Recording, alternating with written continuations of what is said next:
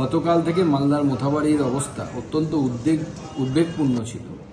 এবং যেভাবে সেখানে হিন্দুদের ঘরবাড়ি ভাঙা হয়েছে, মন্দির ভাঙা হয়েছে, ভ্যান্ডালাইজ করা হয়েছে, ভয়ঙ্কর পরিস্থিতির দিকে যাচ্ছিল পশ্চিমবঙ্গ, যাচ্ছে এখনো, এবং মালদার মোথাবাড়িতে সেই ধরনের ঘটনা ঘটছে।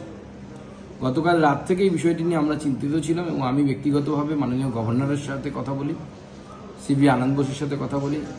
মাননীয় গৃহমন্ত্রীজির কার্যালয়ে যোগাযোগ করি, মাননীয় অমিত শাহজির অফিসের সাথে যোগাযোগ করা হয় এবং তারপরে সেখানে বিএসএফ বিএসএফকে নামানো হয় এবং বিএসএফের টহলদারির ফলে এই যে যারা জিহাদিরা, যারা রাস্তায় নেমে এই ধরনের কথা বলছিল, যারা হিন্দুদের উপর অত্যাচার করছিল, সেটা কিন্তু বন্ধ হয়েছে। তবে এই ধরনের ঘটনা বারবার কেন হচ্ছে এবং মমতা বন্দ্যোপাধ্যায়ের শাসিত পশ্চিমবঙ্গে কেন হচ্ছে, এই বিষয়ে কিন্তু বাংলার সমগ্র সমাজকে, বাংলার শিক্ষিত রুচিশীল যারা মানুষ আছেন, যারা চিন্তাশীল মানুষ আছেন, তাদের কিন্তু ভাবা দরকার।